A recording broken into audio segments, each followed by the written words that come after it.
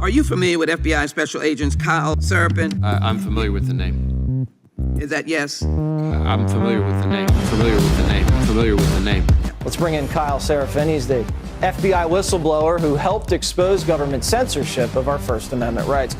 Now, we only have this memo because a recently suspended FBI agent called Kyle Seraphin brought it to the public. And we're grateful that he did. Kyle, thank you so much for joining us tonight. He's the host of something that strangely is called the Kyle Seraphin Show. Kyle Seraphin, I can't thank you enough for speaking out. I knew you guys were out there, and I knew it was just a matter of time, but you got a lot of guts putting your face and your name to this. You're doing a service on behalf of the American people, and from the bottom of my cracked and broken heart sometimes, thank you very much. Take a look behind the curtain with a real whistleblower and American patriot. Prepare to embrace the uncomfortable truth because this program has no time for comforting lies. Here is civil liberties enthusiast, Second Amendment defender, and recovering FBI agent Kyle Seraphin. Here I am. Hello, my friends. And welcome to the Kyle Seraphin Show. Look at that. I got my extra screen on here, and it's making some noise. There we go. All right, ladies and gentlemen, today is Friday. It is April the 19th, and we are rolling live on rumble.com/Kyle Seraphin. You guys can go there and hit the like button. You can subscribe to the channel, and to do that, all you need to do is click on follow and then click on subscribe. It's about $5 a month. It's 23 cents a show on average, and you guys can support our show. 100% of that $5 goes right to us. That's not a lot of money. If you want to join us, you don't have to. It's free otherwise. We appreciate you guys being here. You can go to that website right there. If you're watching anywhere else like YouTube, I put the link in the description. And if you are watching it on X or something like that, by all means, click on through, join the live chat, and let's get rolling. We've got the real Steve Friend with us, who will be joining us momentarily. We're going to get into some fun stuff today. I think we're going to talk about what is and what is not the threat in this country. There are a few things that are very threatening. One of them is that we have a president who does not function on a cerebral level. It's borderline terrifying, and he's making some wild claims. We're going to talk about cannibals. Why not? We're also going to talk about the captured institution of education and what's going on there. A little bit of evidence of it and some of the wild radicalization of rot from the inside. We're going to be talking about a push back. It should be dads pushing back, but it might just be young girls. I hope they're inspired by their fathers' advice. That may be the case. Steve and I are going to break all that down, and we are going to deal with one fun game. It has been alleged this week, and Steve Friend is completely naive to this argument, that it is possible that I stole $10 million from Project Veritas, shut down the company, tried to bankrupt James O'Keefe, and that I am possessed by demons. So we're going to let Steve kind of reflect on some of those videos. I think he's going to get a big kick out of that. Before we do that, let's say thanks to the sponsors that make this show possible. Let's start off first with my friends over at Catholic Vote, our big underwriting sponsor. You know, the people that want to sponsor a demon that steals $10 million. Does that make sense to you? CatholicVote.org is the website. You guys can go there and get The Loop. The Loop is a great place to get looped in with all kinds of great conservative content as far as news, as far as commentary. They've got two excellent podcasts. One of them is called Edify. You guys have probably seen that on my social media. It is very similar to like a PragerU setup, and they do a great job with that. You can follow them on their social media at Catholic Vote, but you can also just get The Loop and then the various things that are released on that, and The Loop Cast, which is a very nice and fun and friendly podcast with some great people. You guys can check that out as well. So if you're looking for more content and you're looking for good conversations from decent human beings that don't make wild allegations, that's your place to go. And then let's also just kind of open up here with this. My buddies over at Patriot Coolers, because I have started the day off with a 16 ounce. This is my second cup. Yep, we are rolling strong at patriotcoolers.com is the way you can go and get your own tumbler. Promo code Kyle, K-Y-L-E, Patriot Coolers with an S on the end.com. You'll save 10% by using the promo code Kyle, K-Y-L-E. You will also be able to get free shipping if you spend $50 or more. We are coming into the season when you may want to be more outdoors. It's also a pretty good survival tool because it allows you to keep cold food cold, or you can use your tumbler to keep your hot beverages hot. Either way can keep you functional. Anybody who's ever tried to go into a survival situation without a lot of energy or attention span, coffee is actually a really useful thing. I will suggest to you. Anyhow, you guys can support our sponsors that have been with us since February of last year, that is. Well over a year now. patriotcoolers.com. We appreciate their support. Let's jump into the Steve Friend game. Steve, you're going to have to unmute yourself, and I will bring you on. You are looking like you've got the what do they call the jewels in your ears? Is that what they... I have the bling. I have the ear bling, but I need to take some personal umbrage. You stole $10 million and watched as I took that Cash Patel money I was bought and paid for, and you could have just doled it out, and you let me write this book for which I have not received a single royalty. Like, what's up, bro? We're the worst grifters ever. We're really not good at it. I just have supplanted you. Yeah. Well, my favorite is when you tell people that, support us if you like, but don't spend money if you don't have it. That's the kind of grifter that I am. It's my it's that weird innate sense of justice and freedom and fairness that I sort of live within. I don't know how that squares with stealing $10 million, but we're going to hear the man make the claims. It's always fun when you hear people that are fundamentally disingenuous when they live in a space of lies and they are constantly building like a tower of lies. It doesn't matter if it's a member of Congress or if it's a member of the media. It's fun to me to watch when someone constructs a lie and they're so good at it that what they do is they basically make vague allegations that indicate that you're part of something, but they don't actually say it. And they walk up to the line, but they don't actually make that claim. We're going to hear some of those because James spent like 25 minutes on his podcast talking about me. I didn't even know he had a podcast. That's cool. It's obviously superior to our show in technicalities. He has a whole crew. You'll tell me at the end, folks. You guys can put that in the comments what you think. All right. Steve, are you ready? What do you got? Go ahead. No, I'm looking forward to that part. That's going to be a nice palate cleanse for us.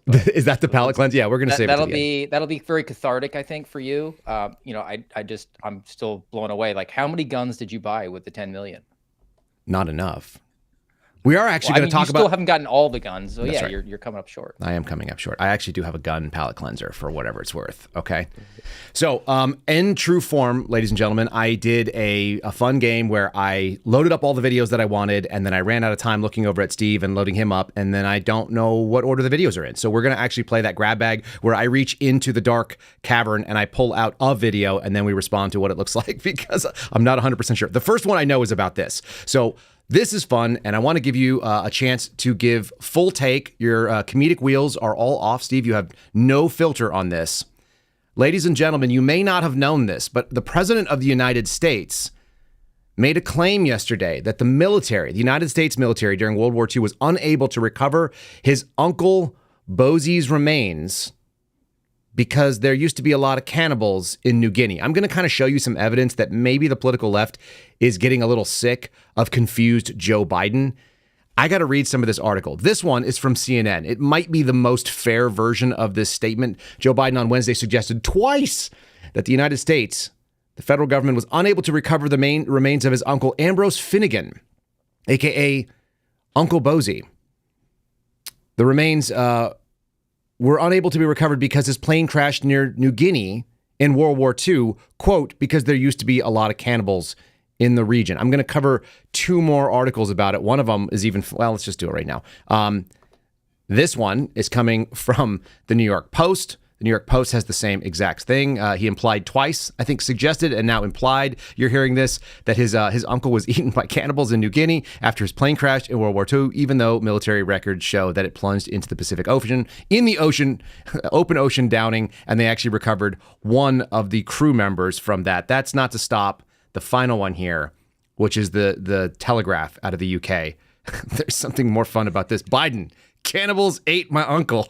The United States president's theory of Second Lieutenant Ambrose J. Finnegan's death is contradicted by official war records. We'll let that not get in the way. Steve, are you ready to respond to a video of our sitting United States president making vague claims about dead service members that he's somehow connected to? Send it, man. Okay. I can't wait. All right, queued up in the hopper. Here we go. Joe Biden, who is the sleepiest, saddest man talking about... This is the least exciting cannibal story I've ever heard relayed. But here it comes.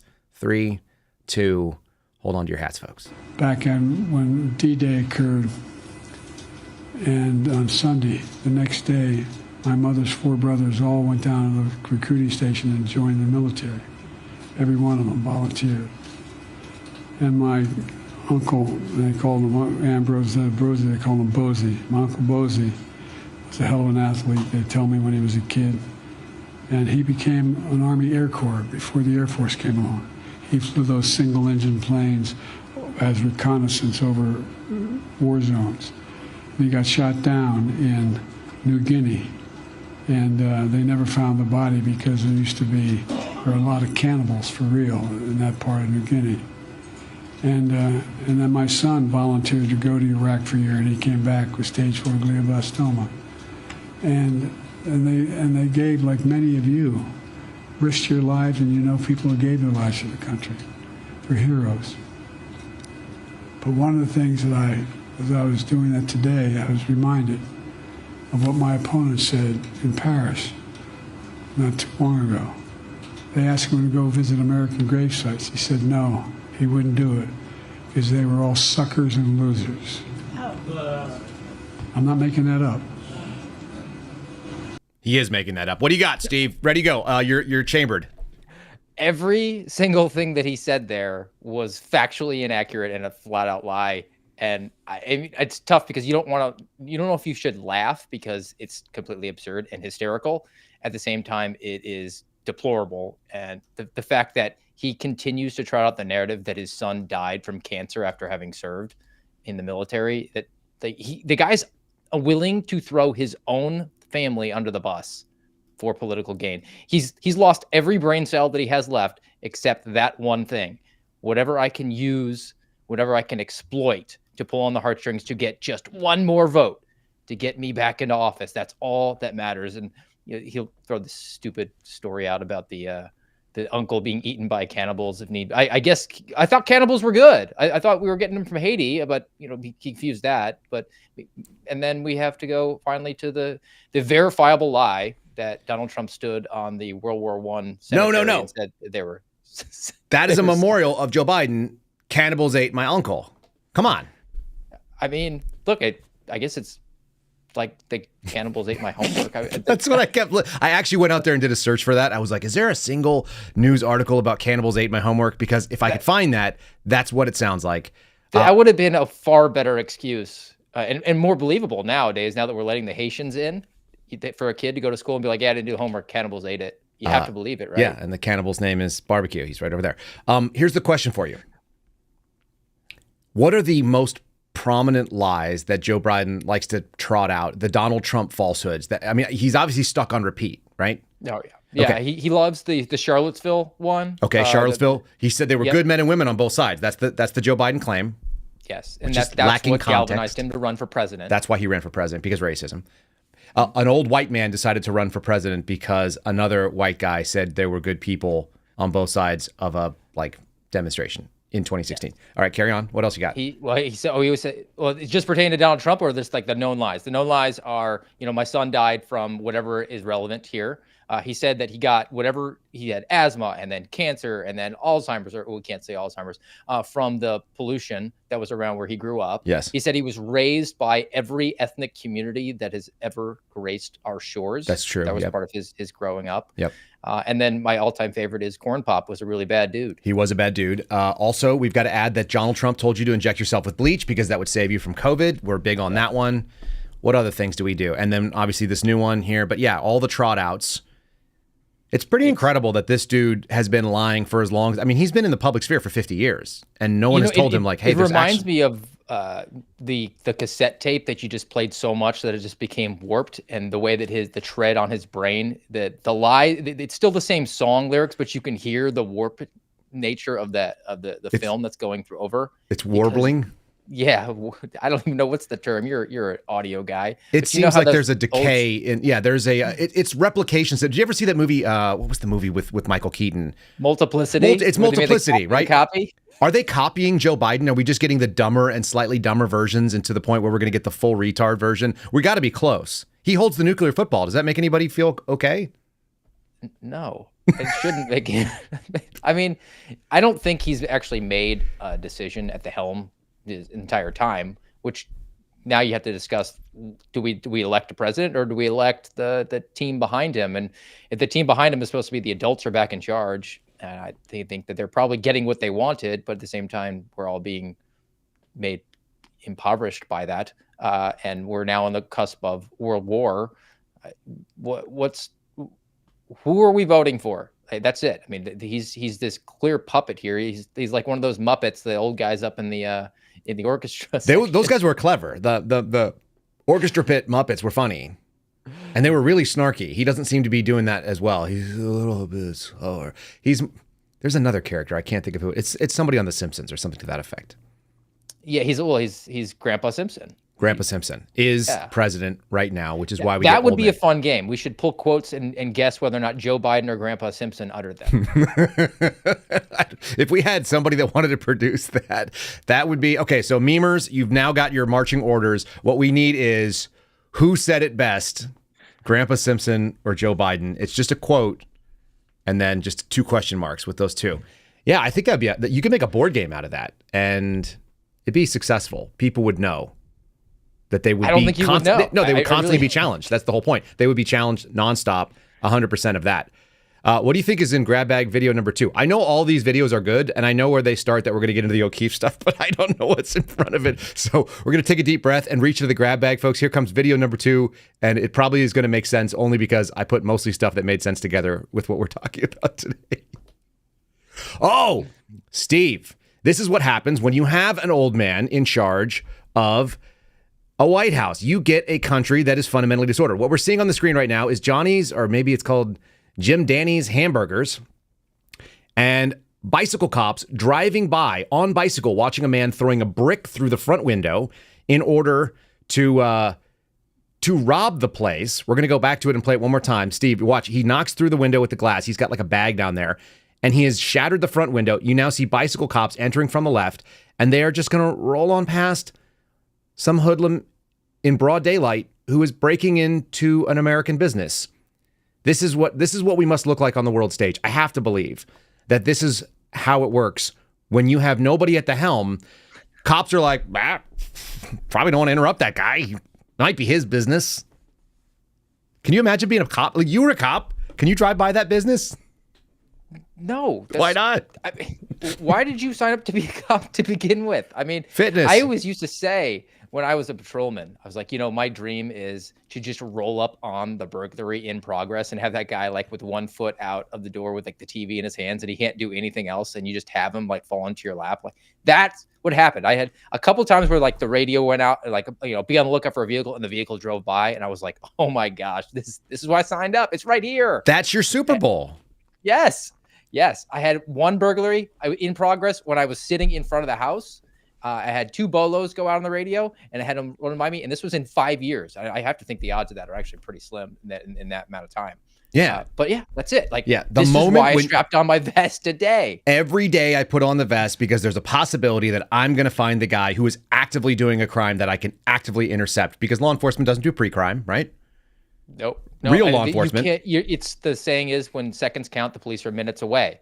But and that's the case. You're there. You're not even seconds away. You're actually there. You're watching it happen. And you've got a code book and a handgun and a taser and some pepper spray probably that you shouldn't use because that sucks. Yeah, and got all the tools. And a bicycle. You got a bicycle. Why is that guy like the bicycle cops are like, well, we could, but we'd have to dismount and someone could steal our bike. That guy's probably got insurance. That's what I think is going on there. I don't know. I There's just no saw explanation for that at all. It's America. It's America failure. That's America Where was last. that? Do you know? No. I did. I did before I grabbed.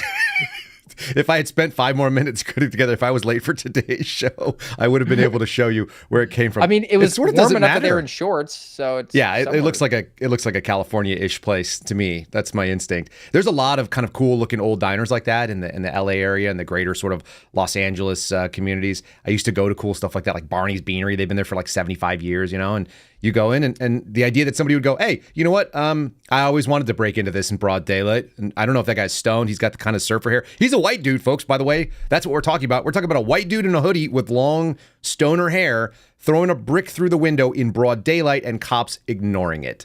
Borderline then incredible. The lead bicycle, he makes a corner and then he turned around. Yeah, like, hey, Hey, did you check that out? Should we do something? And the guy was like, no, chief said no window pane policing. No, I mean, just like it's and a shift. I mean, End of shift. Oh, it's so stupid and weird. How does this happen? Okay, look, let me do an ad read because we're right on it. This, folks, it's time. If you have not prepared yourself, the cops are going to go right by you. 4patriots.com/Kyle is how you can keep your own food. You don't have to break into Jimmy Dan's Burgers and steal the burgers. You can buy your own legally, and you can store them for up to 25 years. It's not going to be burgers. It's going to be emergency foods that you can use in moments of chaos. You know, like when the cops are not responding and the criminals have taken over the streets. That's like the least threatening villain I've ever seen. He's like the opposite of Bane from Batman, but he's still stealing people's stuff. 4patriots.com/Kyle. That is how you prepare, lest you have to repair. That guy's going to have to repair his window, unfortunately. But you can get ahead of the curve and know that, you know what, maybe we can't go to Jimmy Dan's Burgers because it is closed for repairs. Aha, luckily you have prepared and you have a backup plan. That backup plan can be 4patriots.com/Kyle. It's where you can go and buy all the things that you might need. There's all kinds of cool survival gadgets. You'll see them on the screen. I have to point the right way. There it is. Peeled it off. There it is, folks. So make sure that you are supporting our sponsors if it makes sense to you and you have the dollar amount. That's the kind of grifters that we are. We are into that sort of thing, are we not, Steve? We love the grift only if you can afford it. I mean, I'm still waiting to get paid for the grift. I really want that jet ski. Is there a jet ski involved? I mean, I kept saying that, like, I used all my Cash Patel buy-off money to buy a jet ski. But you don't have a jet ski, and you live in Florida. Ski, so you could use a jet ski. I think I got. I mean, I actually could. I could probably get to the ocean pretty quickly. That's why I tell Garrett every day that he needs to leave Nineveh and arrive in Florida. Garrett would be miserable in Florida. He only thinks he would be happy there. The reason Garrett thinks he would be happy there is because he lives in Wisconsin. Everybody who lives in Wisconsin thinks it would be better to be in Florida, right up until bug season. Very few people who live in Wisconsin are iguanas, Steve. Very few people. No, there's very few. Well, I mean, I get very acquainted with the iguanas when it drops down to 58 degrees and they fall out of the trees. Yeah. How does your run even work at that point? Are you just bundled up in like a puffy coat when you run and then you just watch your fellow species fall? I have the Arc'teryx coat. You know, it costs about $900 from the FBI. Okay. I definitely didn't misappropriate assets. No. Okay, so grab bag number 3 video. This is fun. This is fun for me. I don't like that I did this to ourselves, but we're gonna do it anyway. We're gonna find out what's in this one. My guess is that this one is possibly the video of the girls stepping up, which is what we're gonna talk about here. So.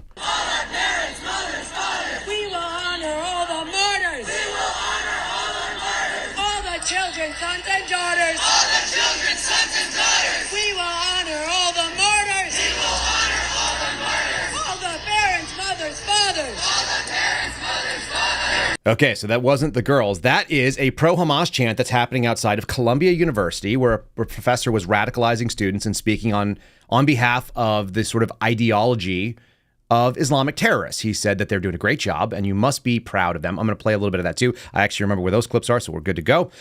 Steve, how do you feel about American children who have internet developed minds, 18 to 22, let's say, getting indoctrinated with that stuff so that they are now chanting in unison and wearing Palestinian headscarves? Where does that go in this country? Paying for the privilege of it too. Right. No, a lot of money. Yeah, getting in debt, becoming debt slaves for it. Mm-hmm. And you know the fact that we kind of neglected the fact that those cops are riding by that guy and not arresting him. Like I think I saw in the chat that's white privilege. Yes, that's white privilege. If you want to articulate it, it's the I'm just a white guy or a white gal who goes to this elite university and has the time to just be concerned about things that are far away because I am on the most high and clearly have just come to conclusions that people who actually are living or knowledgeable or subject matter experts, I'm better than they are. I'm going to go out there. I'm going to put on the culturally appropriate, the head scarves and go out there because I don't really have any awareness of anything going on, but I need to be engaging. And this is almost parenthetic. I'm not a chant guy. It seems to me that like if you, you were in the military. I'm sure there was some sort of like motivation chants that you did. But well, those are like Jody's or running cadence. Yeah, but that's different. This is the classic. The higher the larger the crowd, the lower the average IQ. Yes, and these theoretically are supposed to be people of high IQ because they are attending this elite university, and they are so dumb. They just are empty vessels, all of them. Whatever the professor says, that's what it's got to be. And This is a communist professor, like every single other university professor is. And for whatever reason, this teeny tiny piece of land the size of New Hampshire is so offensive to them, even though none of them have ever been, and has no ability to impact their lives whatsoever. You would think that they would, take a moment and think like, hey, I've got an iPhone and I live high on the hog in New York City.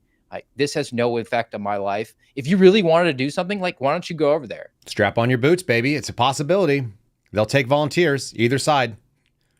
Whatever side you're into, they'll take volunteers. Well, I mean, at one point, I would say you'd be providing material support to terrorists, but at the same time, like, Biden administration's cool with that. They're sending pallets of cash for humanitarian aid, right? We're sending them like $9 billion. Yeah. Well, why not? Yeah. Okay. So this is how these kids are getting radicalized. This is the opening of a thing. This is done by V24 Investigations. It's some former Project Veritas folks that have stepped in, and they're doing some of their old kind of tricks. Which this is not bad stuff. I think this is decent content. Look. Everything we should see, folks, let me just let me dial back from where I was previously. Grinder journalism is a problem. Doing the honeypot thing is a problem. Letting people speak in their own words and exposing like long form versions of people's talk, I think that's good. We still have to be skeptical. We still have to analyze the source. Does this person have placement and access to talk about the thing that they're at? But this is basically just a college lecture. This is not what we think is not happening. I think we're all kind of can understand that this is going on in schools. You just aren't sitting in that classroom. So parents, what are you sending your kids to? It's 2024. Where are your children? They used to do that. It's 10 p.m. Do you know where your kids are? Yeah. Do you guys know what year it is? This is what we're sending kids to go learn in a very expensive school in New York. Here we go. Assalamu alaikum, everybody. We're standing very much on Lenin and Abe territory. I'm a settler on stolen land. What does that have to do with Palestine? Well, we're in the business of propaganda, whether we like to admit it or not. And so the question is, do people want a revolution, an actual revolution, a real revolution? Do they want to be revolutionary? Or do they want to sell ciphers, opinions on the internet? Because revolutions require on-the-ground organizing work. This is stolen land. America is leading this war. And the chickens are coming home to roost, as Malcolm had noted. This ain't no American dream, it was always an American nightmare. If we're fighting for the rights of indigenous people to assert their own sovereignty, their own governance, their own ways of living, then we need to contend with that here. We can't lie to ourselves. Want to free Palestine? What about land back here? Again, America is leading this war. What is land back halal with regards to Palestine, but not here? Not to free Palestine, free over here. What does it mean for Palestine to be free? What does it mean for Turtle Island to be free? America is a settler colonial society. Israel is a settler colonial society. Where do you think that they got that idea from, that structure from? BDS is great. Blocking ports is amazing. Shipping routes, commerce, travel, trade. Even ruining somebody, a white supremacist, powerful day, week, month. Well, how do we... Okay, I need about 90 seconds from you on land back, whatever the heck that is. And Steve Friend, go. Land back. I don't know what land back has to do with modern Arab studies, but... Well, that's Mohammed Aboud. That's what he does. He talks about things and buzzwords. This is, I have to rip this off of a Jesse Kelly sort of notion, idea, concept of communism, what it actually is. It's the religion of the malcontent, which is how they're able to aggregate these people. That's why you have like queers for Palestine. Because if you were queer in Palestine, they totally weren't throw you off the top of a building. Like there's no record of that. Remember when Ahmadinejad was in charge of Iran, and he was like, "Yeah, we don't have homosexuals in this country because you throw them off the top of a building if they ever come out." And the intersection of all these different various groups, they don't have any ideologies other than they're really mad and angry and they're malcontent with what they have, and that's all he's spouting off about. His main issue is he hates the Jews, right? He's an anti-Semite, and he wants to see Israel wiped off the map. That's what he wants. So he's going to advocate for that. But then he has to come over here and he has to connect the dots with American students who aren't from the Middle East and probably couldn't find Israel on a map, even though they're at Columbia, because they had really high SAT scores, I guess. Do you think they could find the Iraq, such as? The South Carolina chick? I like that we have some of the good same references that I could just kind of toss that out there. I want to say things like the Iraq. We used to call it Iraqistan when I would do running cadences, because we would just add "stan" to any of the threat countries. I Yes, just thought that yeah. was funny. That's how I would call it out when I was running with my guys. That's probably accurate. I mean, Joe Biden's uncle probably was looking to bomb Japanistan, right? Correct. Yes, that's true. They were part of the Axis of Allies. That professor is, he's talking about stolen land. I mean, thank goodness I'm not in college right now. Did you notice that he had the Attila the Hun hairstyle? That seemed appropriated, but it was shaved all the way on the top of his head back to like either a ponytail or that was a scarf. I couldn't tell. I thought it was a scarf, but if there's hair, that's pretty epic. 50-50 that he either had a scarf on or he was rocking a skullet. The skullet is a mullet where you shave the top of the head down to the skull. I don't know if he was doing a skullet, but it looked like he looked like a Bond villain, as someone said in the chat. Definitely. And then he's also wearing like a fancy coat that I don't think came from his people, whatever his people are. No, it did not. He'd internalized all that oppression, and he'd worn it in his garb. Yeah, how much do you think he gets as a visiting professor? How much do you think that outfit costs? Like a nice coat. It reminds me of the Batman scene where he's down there and he throws out the coat because he's like burning up. Bruce Wayne is going off to go become Batman, and he's like, "It's a nice coat." By the way, that guy plays a Russian in every single movie. The guy who plays the kind of bit role, he's Serbian, which is funny. And he's been a villain everywhere. He's always like kind of a villain. Then he got this like bit homeless guy role, and he wears the coat. I can't remember his name. I think it's Milo. I think his name is Milo something. My wife comes from the Ukraine. The Ukraine, yeah. And side note, don't say the Ukraine. That's actually offensive. But she comes from Ukraine, and she is always asking like, why are the bad guys in all of your movies Russians? And I was like, well, bro, because we still live in the 1980s, and your accent sounds evil. I mean, it just sounds it's like what we believe evil sounds like. You want to have an accent that sounds like Dracula, but then you just invert some of the words, so you're kind of like Yoda. It's a weird brain child. I am looking now for reasons for finding of your places, and we look for targeting of peoples to come for you. Yes. Yeah, it sounds like that's some evil shit about to happen. You're like, I don't know what that guy is about. He said, I'm looking for toilet for dropping of the turds. And you're like, oh man, we got to get him off the running trail. We can't have that guy out here. Put syllable on the wrong accent. Yes. Yeah. I remember I used to do a routine when I was in high school, probably, and I showed up and I claimed to be a foreign exchange student from Kazakhstan before Borat was a thing. No one knew where Kazakhstan was, including me. I had no idea. I had the wherewithal to look at a map, but I had not the interest, so I didn't. And I would and they'd be like, "Where are you from?" And I'm like, "I'm from Kazakhstan, a small country at bottom of Ural Mountain." And they'd be like, "Oh, like what do you think most that you like about America?" And I'd be like, "It's much more citier here. Citier? How do you say citier? How you say this? Urban. Urban is citier. Sounds more right. Like I don't know. People would go like, "Oh, it's really cool." Yeah. Yeah, dumb. Like We're Tom dumb. Hanks when he got stuck in the airport in that one movie.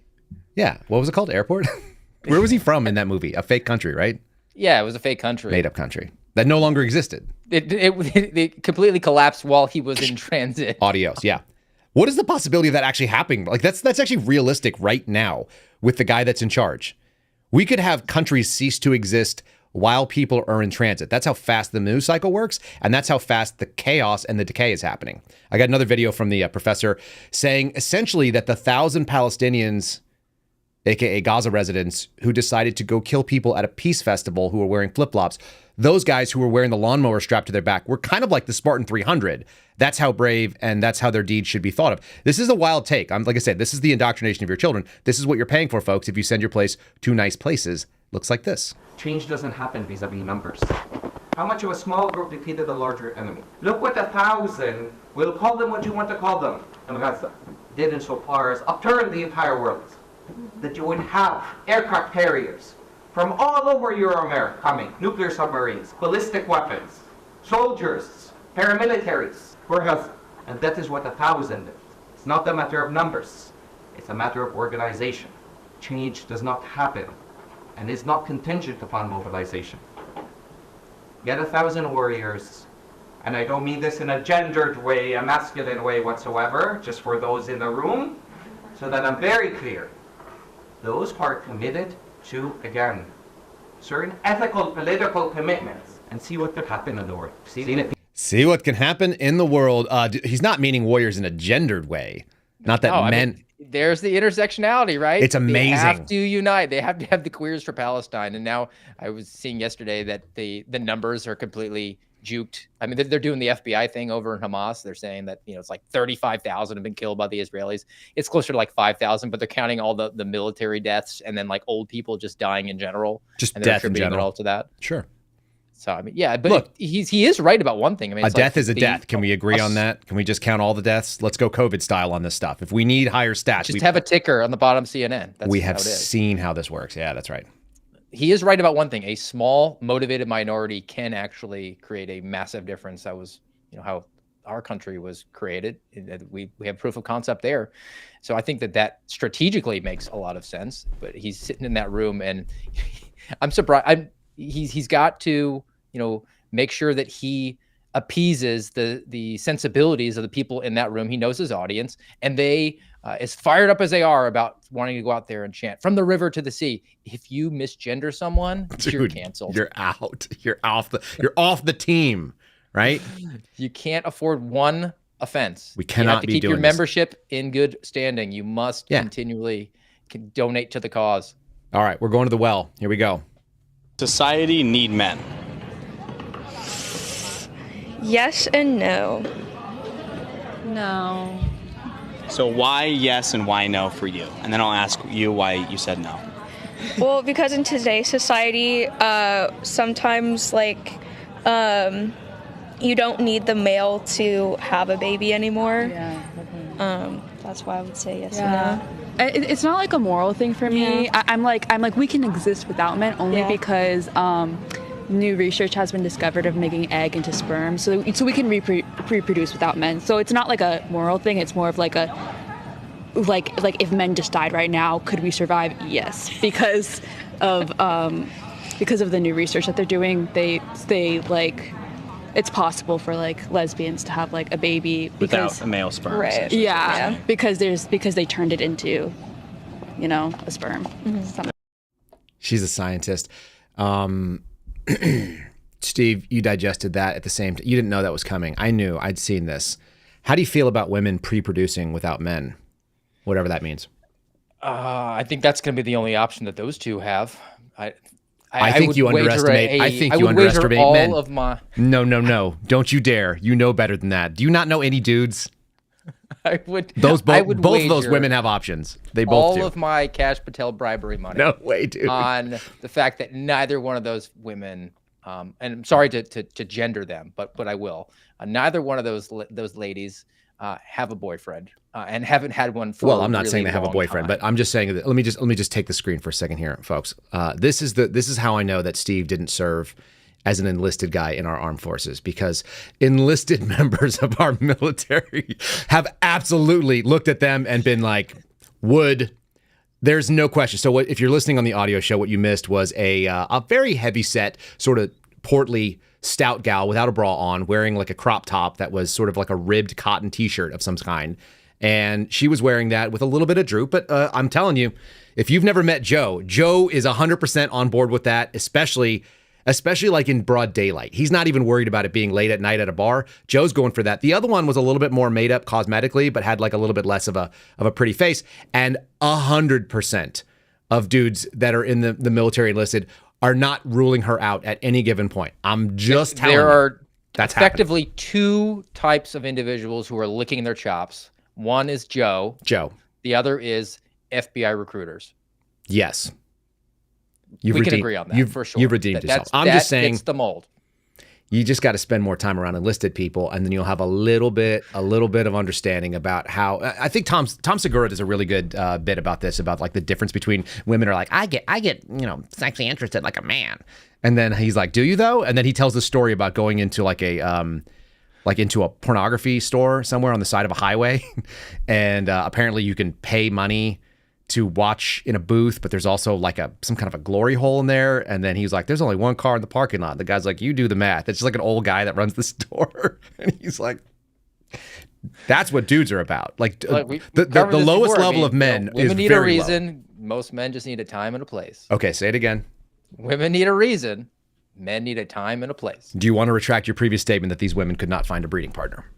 My statement was, I don't think they currently have one. I think they could just, they could walk down to the average Army recruiting station and have them lining up if they wanted to. Correct. Okay. All right. They're going to have a hard. Did you just cut? Triple digit IQ who's. Yeah, no, they're not going to get like someone that's, they're not going to get a great option, but they have options. Well, they don't want them though. They can. They're scientists because they figured out a way. They're attributing it. Is that real? By the way, has anyone seen a news article that says they flipped an egg into sperm? I don't think that works out well. So. The laws of biology though don't apply in 2024. Correct. Yeah. Do you know where your children are, kids? This is what those girls were obviously in some sort of a college setting. They were on a campus somewhere, and that was the highest. Like that's middle school level, middling intellect, I would say.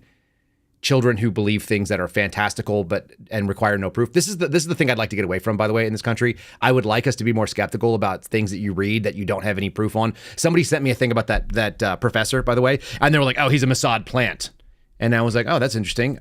It's possible, right? That's possible that he's getting people riled up in order to do some sort of psyop. Sure. Any proof? Yes. Here's a screenshot.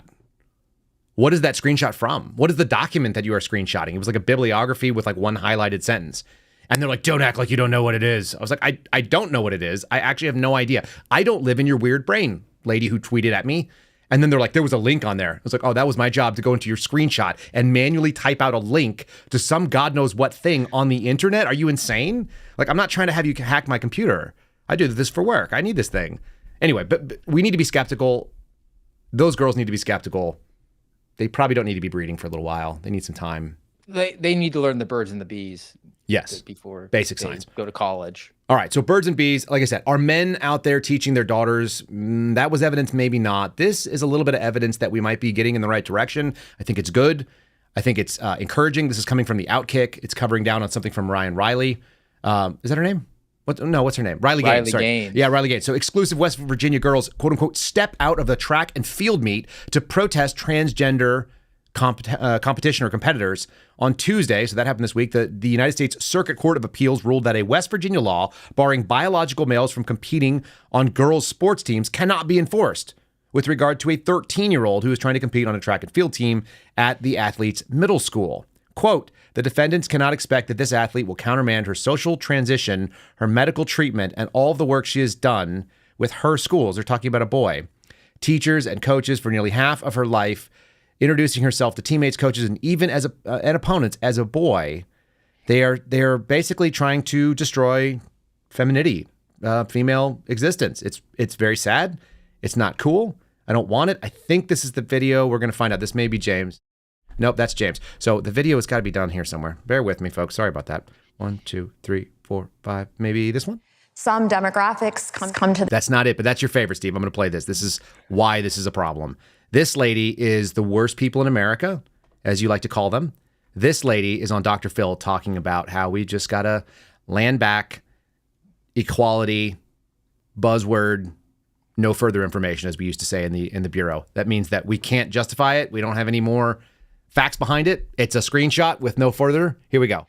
Some demographics come to the table and have to overcome racism, unconscious bias, misogyny. And so how do we help level the playing field for everyone? Okay, so that means you're trying to create equality of outcome. Mm-hmm. That's what I hear you saying about playing God. Yeah. How do you create equality of outcome when people aren't the same? You're right. Some people are shorter. Some people are taller looking over that fence. They can't both play in the NBA. Right. You can't create equality of outcome. What gives a DEI program the right to come in and try and alter the nature of things to create equality of outcome? That's been tried. That didn't work. That was called Marxism. Well, that's what that's called. It's called Marxism. And if you're trying to even them out and you're trying to even out boys and girls, it's nice to see Dr. Phil kind of stepping into the space and letting people know what's up. I'm going to cue this video up, which is the girls stepping out. I may have to move it into the middle of the screen here because I don't think I put it on properly, but I want to show you, this is how you do it. It's a silent protest. It's totally reasonable. It makes me feel good that there are girls out there and dads, I hope, who said, yeah, if there's a boy competing in the shot put with a 13-year-old girl, then just don't be part of it. That's what we need to see. We need to see some, it's not rage quitting. It's just a quiet protest of dignity saying, I'll step in and I'll step back out. Here we go.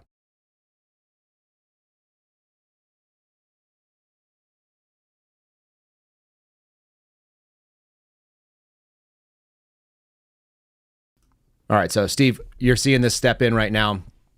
Yeah, all the various candidates are walking in there. Yeah, they just walk into the circle to throw the shot put. They stand. Set up like they're gonna do the launch, and then they're walking out. They all have the same shirt on, or most of them do it. This might have been like a team decision. No, this is a team decision by a bunch of 13 and 14-year-old girls that decided I'm not going to compete against a boy. Good for them. And I would like to see the dads of every one of those girls put their arm around them as they walk them up there and then walk them away. I would like to see that too. That's the support they need. That's the air cover they need. They shouldn't be having at 13 years old to be stepping up and making this huge public display, because in the world they live in the ecosystem they live in, there's those kids in Colombia that don't care that much about Israel and Palestine as soon as you misgender someone. That's it. So that's the pressure they're facing. They need dad saying, you did the right thing. That would be the only exclamation point I would go on to this. But this is an awesome display. This is what I hope to see when Will Thomas was doing all the swimming, that all the girls would just get up on the blocks and let him dive in by himself. That would have been perfect. Oh yeah, can you imagine? Beep, and then they just go. All the girls stand up, and he goes in and he races by himself, and you're like, race cool, by bro. himself. And as soon as he hits the wall, and then we look around, we don't even beep. It's like ready, set, go. I would actually say the minute he hits the wall, that's when they go. Yeah, because he's done. Yeah, that would be the. You watch, and then maybe a dad does a big clap with like 2 sticks or something, like or two 2x4s, like they simulated on the gun. And the race, and the other thing too is in swimming, the etiquette is you don't get out of the pool until everyone has finished. Mm-hmm. You don't let him sit there and watch everybody swim. Force him to sit there in the pool and watch all the other ladies swim, which he was doing anyway because he was laps ahead of them. Right. But it would have been a really good image to me of seeing Will Thomas just have to wait it out. I agree with you. All right, let me hit this our affiliates and let them kind of sit in there, and then we're going to get into the fun stuff, the weird thing, the O'Keefe accusations, which are amusing to say the least. You know what? We'll do that in 1 second here. We'll get there.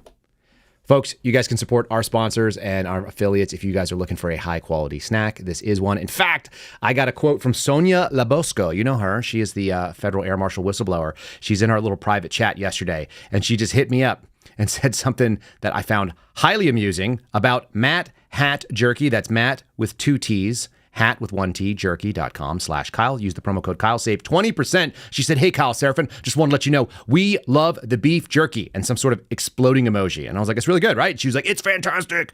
Tony is beyond happy, big smiley face. Sonia is a sweetheart, but also her husband, Tony, is like a legit chef. He fed all of us while we were in Florida and hanging out together when we went to Mar-a-Lago. And the guy has good taste. I'm just telling you, it's good stuff. If you guys are in the market for a high quality snack with a lot of protein instead of eating garbage, matthatjerky.com/Kyle, promo code Kyle. Same story. My Pillow. It's the same promo code. It's not going to blow your mind. You use KYLE, you can save up to 50% there. You can get yourself an upgrade on your sheets if your sheets are looking a little ratty. If you're a guy who needs to burn sheets because you decided to bring home one of those gals that Joe would be interested in, maybe that's your jam. This may be your disposable sheet set, $25. I'm not encouraging that kind of behavior, by the way. I just think it's funny. I just wanted to see Steve Friend laugh off screen. MyPillow.com/Kyle. And the promo code Kyle is how you save that money. Steve, sorry, dude. I had to see if I could catch you off guard. Is that not fun? You need a set of drop sheets like a dirty cop needs a drop gun. Yeah. Avow. Yeah, no, that's what those guys require if they're going to play this game. Very strange and very funny. Okay, so let's get into the O'Keefe madness here. So I'm going to set it up. You're completely naive to the situation. Is that correct? Yes, I've basically put a cone of silence around this whole subject. So I'm the blank canvas, empty vessel. Send it. Here we go.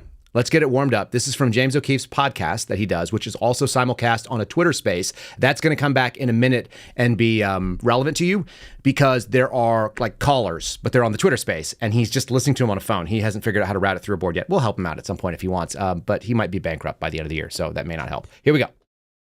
And speaking of that, you have the situation involving Kyle Seraphin. And I'm going to get to this in a minute. I'm going to pull up the assets on the screen here. This is a situation where just last week you have Kyle Seraphin, who was a whistleblower at the FBI, and I find this important to talk about. Eric Cochran released a story last week, and it was a pretty good story. It was involving a man who claimed he worked alongside the FBI as a contractor. And this guy, maybe he was using puffery or blowing hot air, bragging about, but he was saying that they were going after Alex Jones. They wanted to chop his knees off, and they wanted to have an impact. And Kyle attacked Eric Cochran, and I'm going to show this on the screen here. Eric, all these people are smarter than you, more experienced than you. Get a targeting officer. This is Kyle Seraphin, who blew the whistle on the FBI. I actually brought Kyle on stage with me at Charlie Kirk's AmFest, and he's attacking Eric Cochran. Now, why am I bringing this up? Why would I talk about this? This friendly fire situation? Because I think betrayal is some of the hardest stuff to stomach. And it's hard to get arrows in the front, arrows in the side, but it's really difficult to get arrows in the back. So I ended up posting about Kyle. All right. What would you describe James O'Keefe's style of journalism if you were to try to nail it down? The same playbook that he is. He just uses the undercover camera, and then he does the honey trap on now increasingly gay men who are using puffery to say that they have access and information to things that they really don't have. Is that targeted journalism? Is it targeted at people, or does he just like randomly going on dates and hoping that eventually somebody will have something going on? You think they actually seek out the people? I would hope that they do. But I don't look at James O'Keefe's Grindr account. Maybe he's just going out, every night and just happens to every once in a while can't rule it out. Catch a bleeder. Yeah, we can't rule that out. However, I think it's more likely. I think he's probably targeted. Yeah, it's targeted. I would hope that he looks at publicly available information. Like the person has a Grindr account, they probably say, "Hey, I work for the FBI," and maybe they have a LinkedIn account. They're not doing enough of it. They're not doing enough research, and they're going on the op before they've done any of the recon. Allow me to make my supposition to folks who are listening to us. They do targeted dates, undercover operations, whatever that is. They're just not good at it. They're not good at it because they grab a lot of garbage. And the reason is because James O'Keefe has never had a job in any situation that had an org chart other than his own company, which was kind of goofy. And so when you have no experience in how to read an org chart, then you think that when you have the special assistant to the chief of staff to the director of the Small Business Administration, that you have a high-level source. They have as you said earlier, the Dwight Schrute situation. Precisely. And particularly when it comes to government, everybody's job title is far more sophisticated. It sounds grandiose when you're just a secretary, right? And then that's the problem with what the government likes to do. They like to inflate. That's why they overuse the term analyst when you're not doing any sort of analysis. And they just see that job title and they think, wow, well, he's connected. And I made this comment to you. I said, look, you were an FBI agent, right? So that means you answered to and I'm going to use some acronyms. You answered to an SSA, who answered to an ASAC, who answered to an SAC, who answered to a unit chief, who answered to an assistant director, who answers to a director. The FBI is an arm of the Department of Justice. So you answer to the attorney general, who's seventh in line of the president. So you basically interface with Joe Biden all the time. Right? Basically, yeah. I mean, yeah, it's what a was failure going on in Las Cruces was the same as what's going on at 1600 Pennsylvania Avenue. Correct. Right? Yeah, exactly. It's a failure to understand how the systems work. Now, I don't mind people doing targeted journalism. I think there are people who did it well. Like I said, go out there and show us the entire clip of somebody who's giving a radical speech to college students at Columbia. I'm down with that. It tells us something about something that we don't otherwise get to see. But a guy who's trying to get laid on a date, who's a fat, lonely dude, not really into it. I'm going to give James more time because his claims get a little bit more fun. One of you in the chat thinks that once a Fed, always a Fed. Enjoy that theory. It's quite silly. It's quite funny. And at some point, it's not a betrayal to give an honest assessment. Like, correct. If I don't agree with what you're coming out with, then I can say, hey, I have a different opinion. I think you made a mistake. That's not a betrayal. That's just being honest. And I would expect nothing less from somebody who I called, my ally on my side. It's called commentary. It's what we do. And we take our training and experience and we apply it to the lens of life. And it turns out that the reason why people want to hear what you and I have to say sometimes is because we have experiences that are not common to other people, including people who are at formerly Project Veritas and some of the other places. Here we go. And I said, Kyle, reporters are not law enforcement officers. Journalists don't target people like feds do. And you'd know, Kyle, because you were a Fed. Kyle was an FBI agent until he blew the whistle on the FBI and came to me with certain screenshots inside the FBI. Eric Cochran blew the whistle on Pinterest, was unjustly rated by the FBI. He's a giant amongst men. By the way, for those of you who don't know, I'm still paying the legal bills for Project Veritas journalists, including Eric Cochran, while Project Veritas is suing me. So then Kyle posted a couple other things. James O'Keefe's journalism is equally bad. I invited Kyle Seraphin to come on the show to answer some questions on this. Kyle Seraphin then posted this. I'm going to read this for you. I don't know why he's doing this. He said, quote, James needs attention. He should come on InfoWars. I have no interest in his OMG. People upset at Kyle. Kyle wrote, you should hear, this is a quoting Kyle Seraphin, quote, you should hear how James O'Keefe makes fun of Christians in private. It's off-putting. Or how it goes white when someone asks him to pray with them. Very telling. I have zero interest in wasting my time talking to James O'Keefe on his show. I can't think of a worse use of my time. And not be self-serving. Again, this is Kyle Seraphin. Don't understand what's going on with this, and I'm reading this all to you because maybe you can enlighten me. James O'Keefe is not an honorable person. The reporting in question isn't his. So Kyle there saying that that the work that I've done is not mine, the work of my team is not mine, and my personal dislike for him isn't your business. We're talking about the Grindr journalism piece that actually wasn't his. That's what, I mean, he's misconstruing. As we talked about earlier, when you're really good at doing a lie, what you'll do is you'll try to like insinuate something is true that wasn't being claimed. This is that reframe. This is why Bill Burr, what I called the technique, it's just like it's shifting the argument. You want to go in on any of this stuff? You've heard me talk about some of this stuff privately. Just knock yourself out. We just talked about the targeting sense. Oh, I don't target. I'm not law enforcement. It's like, yeah, then you're just going on dates with dudes. You're just going on dates and recording them. I mean, I hope you're in a one-party consent state, dude. That seems like what a weird thing to do. Problem for you. In DC, you can do that, by the way. Yes. Does he do any prep for his podcast? He seems to be just unprepared. He's kind of just. That's how James is in real life. He just streams of conscious, and he's used to people kind of worshiping the things that he say, and the people that watch that podcast do that, which is fine. Everybody has an instinct for whatever it is that they're interested in, and some people just want to hear what James O'Keefe has to say. I don't care about that. I don't want to hear what James O'Keefe has to say. I've heard hours and hours of it. I've spent hours of it in private. I have listened to him tell me. He gave me some instruction once and said, Kyle, there are skills that I have that you don't have. This is my favorite, by the way. He said, Kyle, there are skills that I have that you don't have. Like, for example, I can do musical theater. And I was like, okay. I mean, congratulations. That seems like a nice I trivial pursuit of yours. If I could have done the face, I would have done the thing from American Psycho of like, nice, very impressive. Yeah, the Christian Bale. Yes, he is a known commodity. He's been around since like 2009. Yes. Right? I think I told you. I mean, his big expose was on Acorn, right? It was when he walked in there with the ridiculous pimp outfit, and then that was the big exposure, and that was his big story. And he was been prominent ever since then. I don't know whatever happened to Acorn. I imagine they most likely just rebranded and are still standing up there trying to kill babies. Was there really accountability? Yeah, Be Cancelled just had a great point, because this is something that was actually stated, and I'm interested that she was able to pick that up. She actually stated the same thing that a Project Veritas board member said. They said James is not a journalist, which I tend to agree with. They said James is an actor, and he chose the role of journalist for his life, and that is what he plays in the world. That's more or less true. The things that I've seen James O'Keefe do in private are quite hilarious to a grown man. As a 36-year-old able-bodied dude, I watched him have a man come and tie his shoes because he said, I just can't. And he put his shoe out on a chair.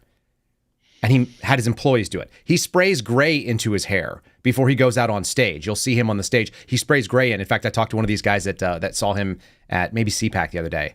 And they were like, yeah, for a dude in his 40s. I'm like, no, he's in his late 30s. He's young. And they're like, but I was like, he sprays gray into his hair when he goes out. Like, that's a thing that they do. They prep him. They put him in a costume. He doesn't know how to put on body armor, but he wears body armor all the time. I know that because when I was at AmFest and we were about to go on stage, he was like, help me put this on. I don't know how to do this. It's your body armor, bro. Why do you even wear Kevlar on stage? What is it's real Kevlar, by the way. It's heavy. There's no reason for it. It says press. That's his costume. The man goes out and represents himself to be something. It's kind of funny to watch, only because it's kind of gross. But the sad thing is he had a lot of people that were doing decent work. He was raising the funds for that. That was the business arrangement. James gets to fly around. The problem was that he was spending that money in ways that were absolutely antithetical to what you do with a 501c3. You can't take money from your 501c3 and buy a sailboat for yourself. You can't take it and go buy Lululemon pants for your girlfriend on the corporate company card and have the company reimburse you, or dog food for her little pets. And by the way, there were many girlfriends that he was doing this kind of stuff for. I've been talking to the folks at Project Veritas after it all blew up, because they're like, God almighty. Now, here's the fun claims. He claims essentially that there's possibilities that I am, well, we'll just let him do it in his own words. But this is the eventual claims. Demonic possession is on the table. Theft of $10 million, as mentioned earlier, and that I overthrew his company, which is also really, really wild stuff. This is the stuff the man said in his own words. I'm going to let Steve's already laughing. Let's do this. Taken money that fed his children. I think what he means to say is that money could have been allocated to his family as opposed to something else when I was at Project Veritas. I think that's what he means. I'm not sure. Quote, perhaps you don't know what you're talking about, and perhaps I know far more than I let on. Public perception is not the same as character. So, quote, perhaps I know far more than I let on. It kind of reminds me of the Adam Schiff discussion, which is that I know something very, very, very bad about James O'Keefe, but I will not tell you what it is. And this is really the problem in our society, is that the enemy that we're fighting is really, really challenging and very difficult to overcome and very difficult to defeat. And then you have people who are good people, or they present themselves as good people, and in many regards it's the thing that we're fighting is not the enemy, it's the things around us that prevent us from winning. That feels like projection. Yes, it does. I don't know what the deal is with him. Oh, we're just getting to the fun stuff. He's taken quite a bit of umbrage with you and your persona. He's James O'Keefe, right? He rolls in. He has to have people tie his shoes because I guess he's like a Rolling Stone now.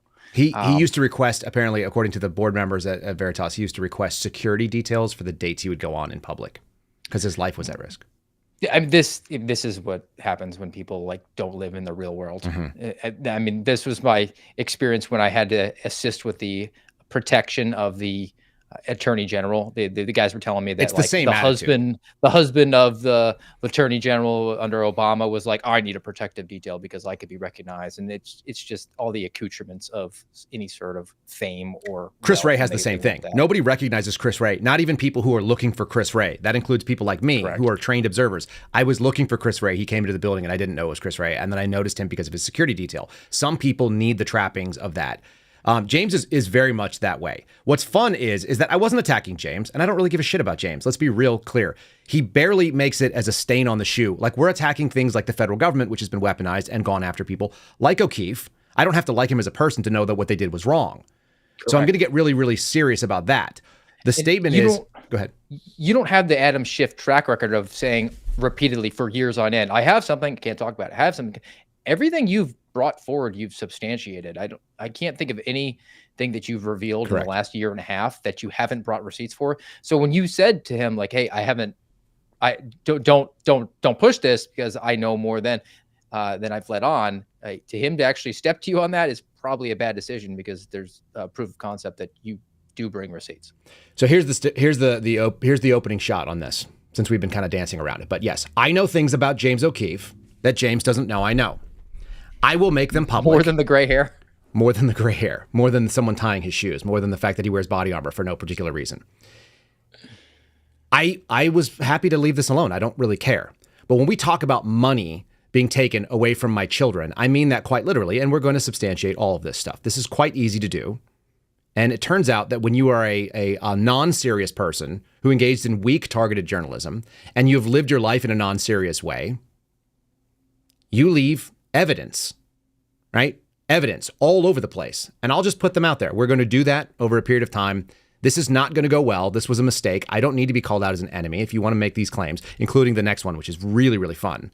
I think you'll get this. But he sort of low-key indicated that I may have taken $10 million from his company and that I led a coup that crashed his company. I did nothing of the sort. I am, in fact, mentioned in the grievance documents that were put forward, but not because I went out there and sought that.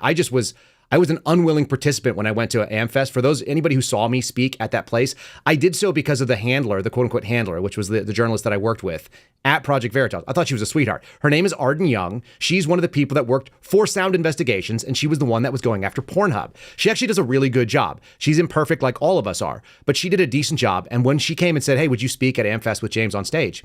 The answer was this: I have no interest in doing that. I don't want to do that. That's not what I'm about. And she said, oh. I said, let me phrase it to you in a different way. Would it benefit you in your career if you were able to talk me into coming and doing that? And she said, yes. And I said, fine, then I will come for you, and I will come for the people that work at Project Veritas, because I like them. I think they do decent work, and it's not all home runs. You know, sometimes you bunt, sometimes you strike out. That's okay. But they were overwhelmingly like decent human beings. I will say I watched your speech. That's the least convicted I've seen you talking about anything. You having gotten to know you more, like that wasn't your best. That wasn't your A game, and it wasn't because you were uncomfortable speaking. You just weren't all in. Correct. Accurate. All right. Here's a little taste of the accusations being lobbed. So Kyle participated in the coup at Project Veritas, was successful, getting me removed from the company I founded. And when I left, there was 10 million cash saved precisely to help people like Kyle. I don't know where that money went. Maybe Kyle can find out. $10 million was there, and it was all gone. And then everyone lost their jobs. So I invite Kyle to come on here and talk to me. Incredibly discouraging to see good people team up with evil for reasons I don't understand. It could be envy, it could be pride, it could be a number of emotions that I don't fully comprehend. But because Kyle refused to come on this show to talk to me, I'm quoting him and I'm asking questions, because that is what journalists do. I first swore to protect and defend our founding document in 2008. All right, we're on with Bill Elmore. Are you there? Former IBM executive. I've done that at least 3 more times. And that oath has become something integral to my being. The oath is compelling. I've never heard him talk bad about you. Were those recent? Yeah, those were actually in the last few days. You bet. And any idea what spurred that on? You said that he was part of yes. Bringing you down. Yeah, it's a long Shakespearean tale that would bore half of the audience. But in the grievance document at Project Veritas, one of the sections was actually Kyle Seraphin complaining about me. And he had made comments that likely were not true. I had introduced Kyle Seraphin to a donor, a very large supporter, because I actually was trying to help him. And the funny thing about helping people is they end up resenting you for not helping you more if you start to help them. It's one of the fallibilities of human nature. Yeah. That's a young man who's not married and has no kids. He really likes himself, doesn't he? He really likes himself. He wants to talk about this more than he wants to talk about, any of the undercover videos that he's revealed. He's way more excited to talk about this than the Small Business Administration mole situation that that spurred this whole thing. And I'm very uncomfortable with all the the biblical language that he likes to use, because I don't know him to be a particularly religious person. I mean, maybe he is, but I've never seen anything. He's not. He's certainly not a Garrett O'Boyle, it's very obvious. I don't quote scripture all the time and just I'll go over the top conversations. He's not even a good person, Steve. He's not even a good person, let alone a biblical person. Go ahead. It talks about the enemy and envy, and I mean he's trying to use this language, I think, to sort of wrap himself in $10 million. Yeah, maybe Kyle can figure that out. Well, I did. How would you let me hold on. Kyle figure that out? Well, I did. I just asked around. It's really easy. And there's so it's a 501c3, which means that they are vulnerable to audits. There is an audit that's actually been posted publicly. And I spoke to the people who did the audit. So I'll just tell you where the $10 million went. First of all, it was $6 million. James didn't know how much money there was because James is very bad with money. So that's number one. He bought a sailboat that was like a rust bucket, and he's trying to get it fixed. And he was trying to get Project Veritas to do that. And he spent money flying a helicopter with a repair guy to fix his sailboat. That's the kind of stuff that he spent donor money on, including the donor that he was speaking about, who is still on speaking terms with me and not with James per se. I'm not going to drag him into it. He's a really nice man. I like him. He's a good person and a spiritual person, a person of moral conviction. So that's good. James is not. James and I went to dinner, and we were asked to say a prayer over the food, and James looked like someone hit him in the nuts. It was the scariest moment that he's ever experienced in all of his journalism, because his inability to do that is high. I just said a prayer because that's what my family does over meals. That's how we operate. Now, it was $6 million, and that $6 million was paid out over a period of 8 months to pay off the Project Veritas employees that James O'Keefe left in the lurch when he screwed up their company, and they had no other backup plan. There was no severance. They just kept getting paid. They kept releasing stories. They weren't great stories per se, but they were small incremental movements in the way that Project Veritas has always done their things. So they just kept getting paid to do their jobs. That's where the cash money went. I never asked James for a penny. I don't need James's money, it turns out. But somebody offered to give me money and to help me out. and James stepped in the way of it.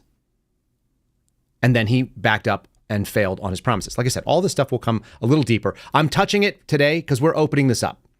If somebody wants to spend 20 minutes on their podcast suggesting that I have demonic possession has turned my heart, then I'm going to answer it. And I don't need to go on his show. I'm not interested in his show at all. What I am interested in is that the man lies, and he's semi-good at it unless you spent your time poking through liars like you and I have done for, at least the last half decade. And I used to do it as a paramedic as well.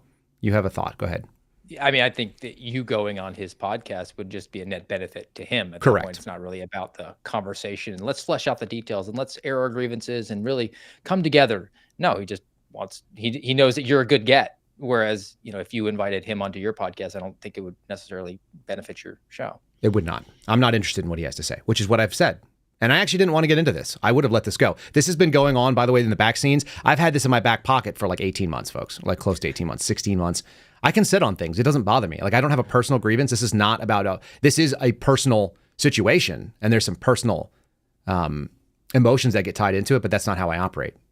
I operate based on evidence, and the evidence is there, and I have it. It's fun. So we'll slowly make it out. I'll let you guys know. Like, it's coming. We're not going to do it right away. I'm not in any hurry. I'm not on anybody else's timeline. I have patience, just like I've had for the last year and change. So let's play this video. Like I said, this will wrap this thing up here. I'd really be interested in trying to bridge a space with you two and see if they think that'd be fruitful. But it seems like a possession almost. I mean, because that's a 360-degree turn from what I've heard him say before. Yeah, a demonic possession. I don't know. I don't know. I think that this business about you could have given money for my family situation. It sounds like something from each according to his ability, from each according to his ability, to each according to his need. I don't get that logic. I worked about 100 hours a week to raise millions of dollars so that other people got paid. And then they fired me. So what is it? What exactly do they want from me is the question. And what evidence does he have? I want to see his evidence. If people are going to say, well, James, I know something very bad about you, but I'm not going to say what it is. It's usually bullshit. It's usually a psyop tactic. It's a manipulation technique. It's a gaslighting technique. And I'm calling it out for what it is. Yeah, I mean, that's this. Something's going on with Kyle. I don't know what's wrong, if he's okay, but we just talked to the White House Chief of Staff. I'm just trying to understand what his point is. And the reason why I'm asking the question, because I'm spending a lot of time on this, is because he really hurt a lot of people. This man, Kyle, really hurt a lot of people. A lot of people are out of work. $10 million down, vanished. So it could just be that he's troubled or there's some issue with him. Or there could be something more sinister afoot. Remember, he came from the FBI, and I came to me as a source. He went public, so I can talk about him because he went public. And I wonder if there's a conspiracy afoot. I don't know why he told that donor. He talked so much shit behind my back. He went and created grievance documents behind my back. So was it a psyop? Was it some type of conspiracy? I don't have any evidence except of this bizarre behavior. I don't have any evidence, he said. So there you are. I have no evidence of anything, but I'm going to throw out reference to communism, Fed psyops, demonic possession. Right. Fed jacketing. Yeah.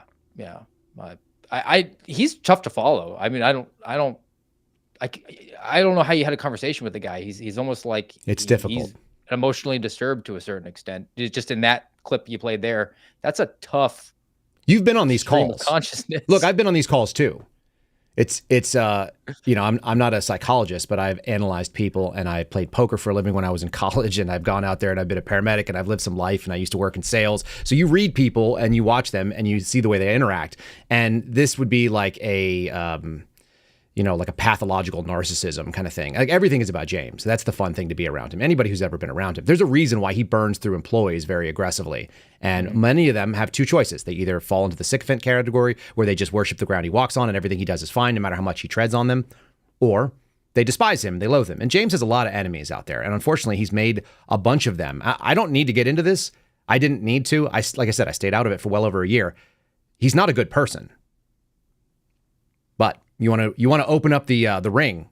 I will step into the ring. This is the way we operate. Like, you and I have never walked away from a fight. I don't know how to do that. Our buddy Kurt Suzdak, who's been on this program, recently advised a member of the FBI that was thinking about coming at me publicly, and he was like, "Don't do that. Like, Seraphin will hound you until you're dead. That's what he does. The guy does not know how to let a grievance go. Doesn't mean he's going to come after you right away, but like, you will never be able to look in your rear view and not expect to see Kyle Seraphin behind you. That's just the way the guy is wired." And he was like, "Just don't do it. Why would you pick that fight? Even if you win, you don't win." And it's a bad decision to go up against any one of us who has come around to the argument that Garrett's put out there, that we don't get to pick the hill, but when we recognize we're on it, we're going to fight on that hill across the board. Hey, man, it's an interesting choice. I was more than willing to sit it out, but not anymore. So we've been welcomed onto the field of battle. James should have walked away from this. He didn't. There's no other path. I've talked to a bunch of people in the background too. Like, a lot of people dislike him just as who he is. He's an off-putting human being to begin with, but that has nothing to do with the malfeasance that we're going to expose. So, sure. and that money, I love it. I love the idea that he thinks somehow I walked off with his money or I shut down his company. The reason the man's company no longer exists, it's very, very clear. He had absolutely no idea how to handle money. He handled it inappropriately, probably illegally. It's a weird thing that I've made friends with some former IRS investigators. They get incentivized to go after and find tax cheats. And when I spoke to a couple of people that were involved in his books, right, because that's what I do, I go find sources of information that are of value. They said he couldn't stand up to an audit. So I hope he gets his books in order, because that's where it's going to go. He clearly doesn't understand how money works, no. Because he thinks that you took it when you didn't work in any way, shape, or form for the organization. How on earth would I have touched any of Project Veritas money? I met people from Project Veritas like 3 times, and I met James 3 or 4 times as well. Like, there's no play. Like, I've never been to their facilities. I have no idea what their bank accounts look like. I don't know how they do their transactions, nor do I care. It turns out it's not interesting to me. You and I have been basically involved in doing something that somebody was like, "Well, what if they come after you?" I remember someone asking me that, and I was like, "I'm fighting the DOJ. Like, that's the enemy that I've picked up. You think that Project Veritas or James O'Keefe is a threat? No, like, I'll just ignore him. He's a gnat, and we're a mosquito. He's a gnat, we're a mosquito, and they're Godzilla. So we're fighting a piece of the federal government, trying to hold them accountable for things that are obviously going to affect all civil liberties. And one little guy who, wherever the heck he lives, Jersey or Florida, I don't know which one he's at right now, is like interested in himself. So unfortunately, you've invited me in. Now, I'm willing to settle this in a boxing match for whatever it's worth. Can't do it, man. You play your own rules. You can't punch anybody who wears glasses. Charity boxing match. I don't know who we give the money to. I don't care. We'll let the chat vote where it goes. Oh, we've got to give it to all the employees that you purposely put out of work, right? There you go. That's fine. Yeah, we could support former Project Veritas employees with a charity boxing match. James is easily 6 inches taller than me and probably has 40 plus pounds on me. And I'll step into that ring. And we can see what a 43-year-old dad bod with 4 kids and like something on the line. It sounds like fun. I wanted to box Peter Strzok too. I'm not trying to say like I want to go fight people. I'm just saying, wouldn't it be good? Like, boxing is a really good way to get some things out. And it's also very entertaining for people, especially like mediocre amateur boxing. Yeah, we should. My record is 0-0. My amateur record is 0-0 in boxing. Undefeated. Correct. Undefeated, untied. Untied. It's so stupid. We're living in one of the dumbest timelines, and I don't know how I got myself into it. Let me plug the merch, and then we'll plug the AMRAD, and then I got one good kind of palate cleanse, just encouraging people the right answers, because it is the weekend, and it's time for you guys to go to the range. Before you do that, hey, have you gone to the merch store? You guys can go to thesuspendables.com. It's the-suspendables.com. The promo code Kyle will save you 10%, and on top of all of that, we are putting that $10 million that we didn't steal to use with the Garrett O'Boyle sweatshop. That's why we are selling you T-shirts one at a time to support one guy and his family. Steve is putting his face in his hands. You guys, you can get the pins. The pins are there. These are the easiest things if you guys want to fast ship, like an easy gift too, and they're very cool. We saw Glenn Beck wearing them on a short recently. We see Owen Schroyer at InfoWars wearing his black one because he's earned it, no doubt about it. We actually sent black ones to Glenn Beck because he's been taking care of our friend Steve Baker. There's some real voices for truth out there in the world. There's some that are not. If you want to support the ones that are, it's the-suspendables.com. It doesn't benefit me at all. This is a free ad read I do because I love Garrett, because Garrett is my friend and he's a good person and he's a great guy. And let's promote the podcast you guys do together, and then we'll do a little bit of a motivational thing for folks as they go into their weekend. Well, thank you. American Radicals podcast, Tuesday, Thursday at 8:30. And we're going to start raiding our audience over to the Kyle Seraphin show. That's a cool name. To you. And then we are on Saturday. Saturday still at noontime. This weekend, Garrett and I are talking about the actual history of whistleblowers in America. And there's a lot of overlap between his own experience and the Pentagon Papers. So it was going to be a fun discussion, and we'll get into that. And anybody wants to join us, it's rumble.com/amradpod. That is how you do it. Yeah, folks, check out the Saturday show. They always have a good topic. The other one you guys were talking about on last Saturday while I was power washing my my camper shell was about free speech and cops who do not know how to abide by the rules of free speech, which is to say that you are allowed to flick off the cops. That is covered by free speech. That's not disorderly conduct. I just sent you a video this morning about that, which is crazy. There's a lot of people that don't belong in law enforcement. They have the wrong attitudes, and they are also prideful and narcissistic and so on. You ready for a little bit of an uplifting message? This guy that we're about to show you, Steve Friend, is a man by the name of Mike Cargill. He is the one that has brought the lawsuit against the federal government. This is the way you do it.